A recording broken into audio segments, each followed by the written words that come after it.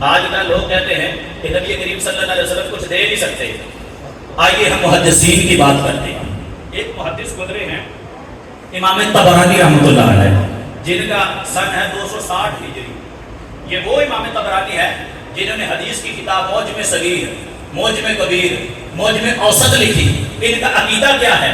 ابھی ذرا محدثین کا عقیدہ دیکھیے. بعض لوگ کہتے ہیں کہ یہ جو بابے ہیں ان کو نہیں مانتے، ہم یہ جو محدثین بابے ہیں ان کو مانتے ہیں. ہم کہتے تم ان کو بھی مان لو تو پھر بھی بات بن جاتی ہے.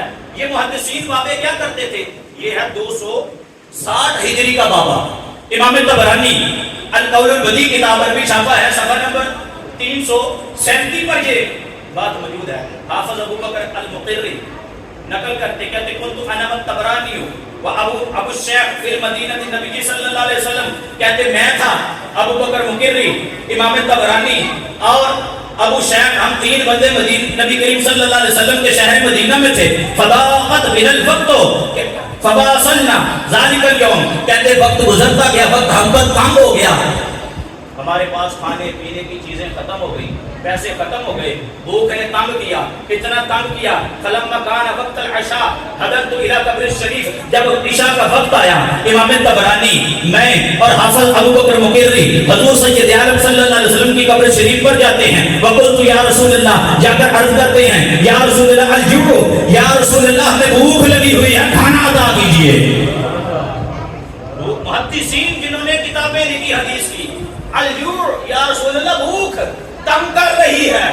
فقال علی الطبرانی، امام طبرانی نے مجھ سے کہا اجلس فاما ان یکون الرزق اب الموت. کہا اب بیٹھ جائیے، یا تو رزق آئے گا یا موت آئے گی. فکنت انا ابو الشیخ فحضر الباب البجن. کہتے میں اور حضرت ابو شیخ بیٹھ گئے. امام طبرانی ایک مسئلہ کتاب کے اندر تلاش کرنے لگ گئے. بھوک اتنی تنگ کر رہی ہے. ہم جب کمرے میں گئے، کہتے ہیں دروازے پر دستک ہوئی. جب میں دروازے پر گیا، کیا دیکھتا ہوں کہ ایک علوی بزرگ ہے. ففتحنا لہو، ان کے لیے دروازہ کھولا. فإذا غلامانی بزنبیلین، دو ان کے ساتھ غلام ہیں جنہوں نے سر کے اوپر دو ٹوکرے اٹھائے ہوئے ہیں. فیما شیء کثیر، ان ٹوکروں کے اندر مختلف قسم کی کھانے کی چیزیں موجود ہیں. وہ جب اندر آئے، وقال یا قوم شکوتمونی الی النبی صلی اللہ علیہ وسلم فإنی رأیتہ فأمرنی بحمل شیء علیک. اب وہ شیخ دو کھانے کے ٹوکرے جس کے اندر مختلف قسم کی انواع و اقسام کی چیزیں ہیں سامنے رکھتا ہے.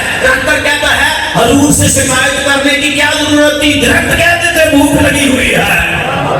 سرکار مدینہ صلی اللہ علیہ وسلم میری خواب میں آئے، آ کر کہتے ہیں اے ابو شیخ، مجھے نہیں پتا میرے مہمان بھوک سے تڑپ رہے ہیں، ان کی جا کر کھانے کا انتظام کرو. حضور کی بارگاہ سے کھانا بھی ملتا ہے. یہ ہمارا عقیدہ نہیں، یہ 260 ہجری والے باب طبرانی کا عقیدہ ہے. امام بخاری سے تھوڑی دیر بعد یہ ہے. اور یہ کوئی یہ نہیں ہے کہ سنی سنائی بات کر دیجیے. وہ محدثین ہیں، اگر ان پہ شرک کا فتویٰ لگاؤ گے تو جو انہوں نے حدیث کی کتابیں جمع کی ان سے اعتماد اٹھ جائے گا، کیونکہ مشرک سے حدیث لینا جائز نہیں ہے.